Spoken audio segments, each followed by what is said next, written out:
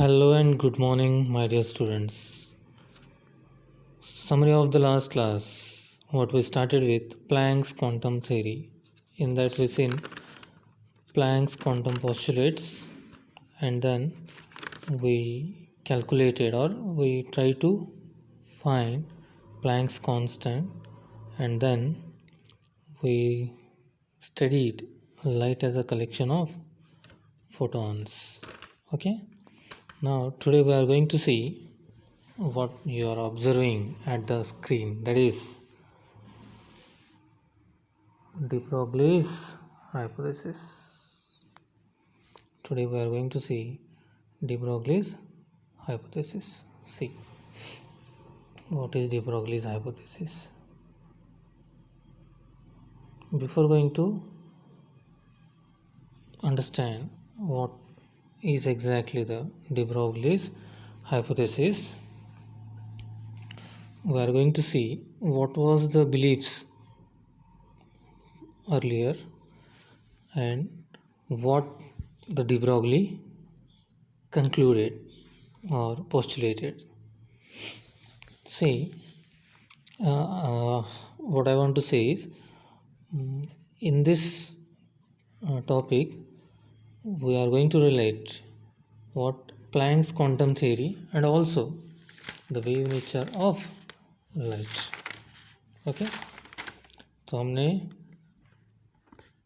पढ़ा है पहले से 11th-12th से लेकर अभी तक क्या इंटरफेरेंस होता है, डिफ्रैक्शन होता है ना।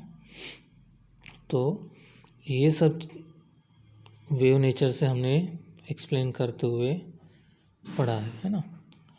और उसके बाद हमने ये ईयर में, ये सेशन में स्टार्टिंग से लेके हाउ क्लासिकल थ्योरी फेल्ड से लेके ब्लैक बॉडी रेडिएशन, है ना, क्लासिकल थ्योरी कैसे फेल हुआ ब्लैक बॉडी रेडिएशन में, फोटो इलेक्ट्रिक इफेक्ट में, ऐसे हमने टॉपिक्स कवर किए, राइट।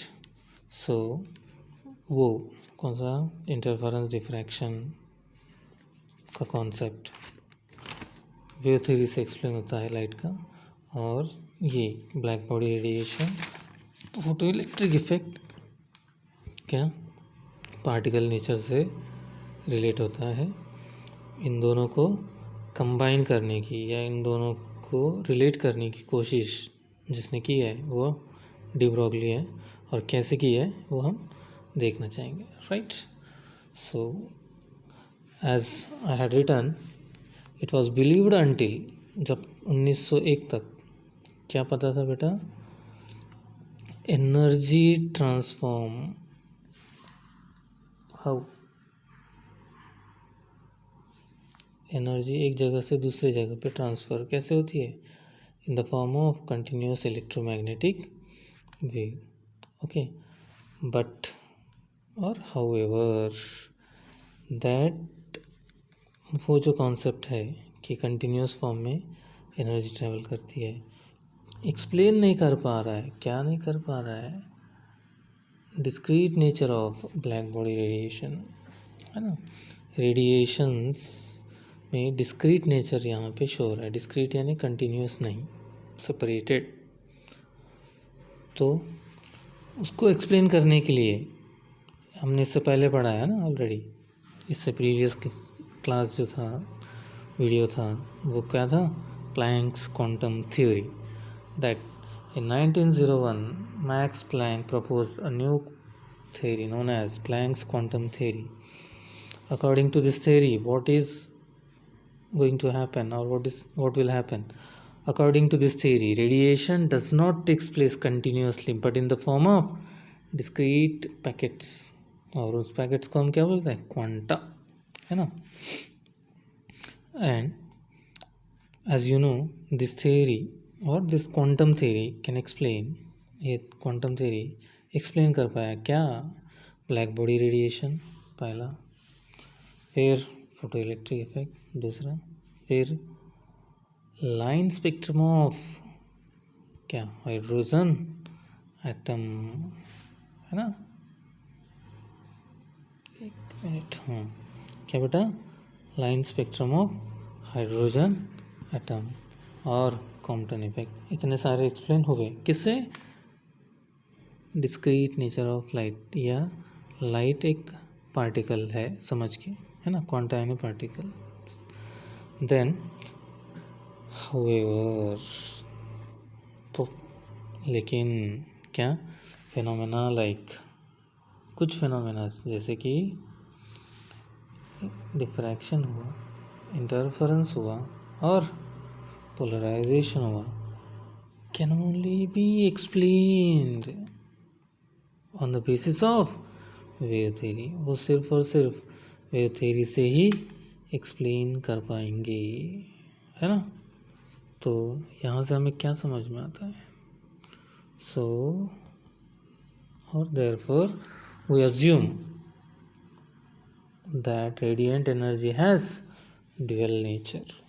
कभी लाइट इज एनर्जी नो, तो कभी लाइट हम लाइट के फेनोमेनास पार्टिकल समझ के एक्सप्लेन कर पा रहे हैं, और कभी हम लाइट के फेनोमेनास वेव समझ के एक्सप्लेन कर पा रहे हैं। तो इससे हमें क्या समझ में आता है?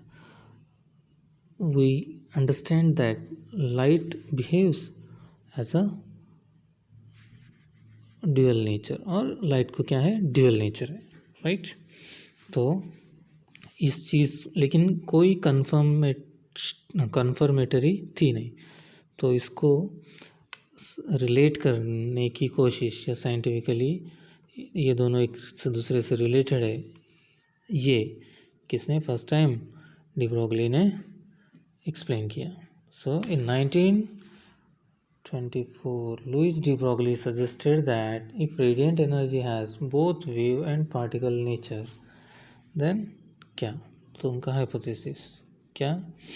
All material particles such as electrons, protons, neutrons, atoms and molecules have wave associated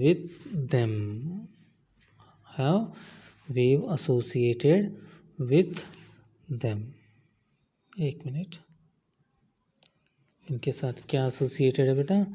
wave associated with them. This waves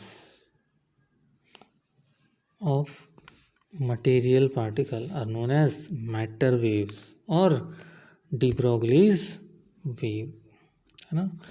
particle के वजह से जो वेव्स प्रोड्यूस होते हैं उन्हें हम मैटर वेव कहेंगे या डी ब्रोगली वेव कहेंगे।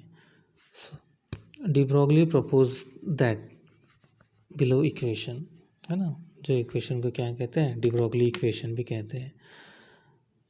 किसके लिए प्रपोज किया उन्होंने?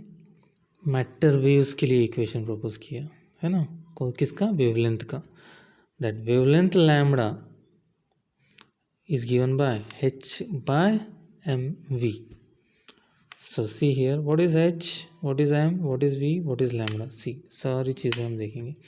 lambda wavelength associated with the particle, m mass of moving particle, v velocity of that particle, और v is the velocity with which it is moving, है ना।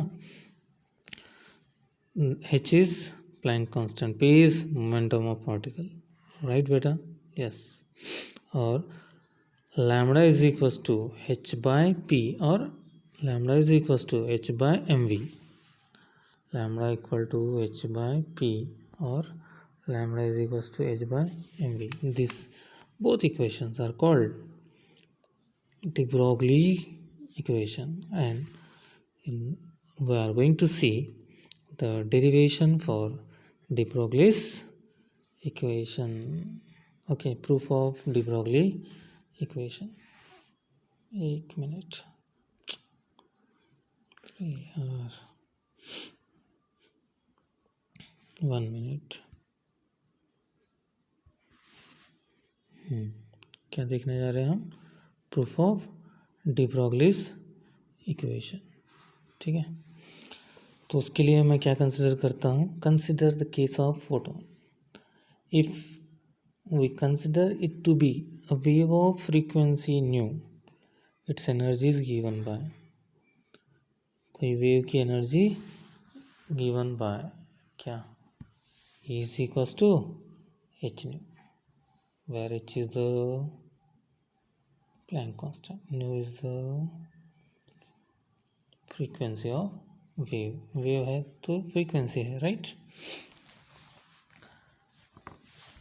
Then E is equals to क्या, h c by lambda. ये कहाँ से आया, हमें पता है स्पीड और velocity v is equals to f into lambda. f stands for frequency.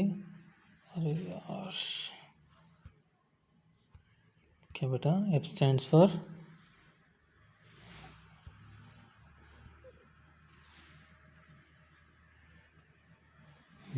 क्या बेटा, f stands for f stands for क्या बेटा, फ्रीक्वेंसी. देखिए लिखता हूँ मैं, v वेलोसिटी और speed is equals to f into lambda. F stands for frequency and lambda is wavelength. तो एफ को क्या लिखा हमने यहाँ अपने इधर क्या लिखा हमने, न्यू लिखा, right. So nu is equals to c by lambda, right.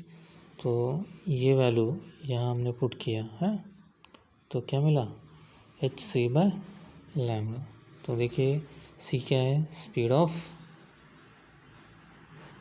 Photon या लाइट. न्यू क्या है, फ्रीक्वेंसी ऑफ फोटोन या light.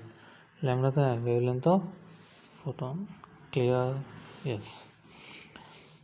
Now if we consider photon as a particle, then what is applicable? Einstein's mass energy relation, जिसके लिए Einstein बहुत famous थे, है ना. E is equals to m c square, जिसके लिए उन्हें क्या मिला, नोबेल प्राइज़ मिला था, right. So E is equals to m c square. ये भी एनर्जी है और ये भी एनर्जी है, दोनों फोटोन की एनर्जी है, इक्वल होंगे. तो हमने इक्वेट किया 1 और 2 को.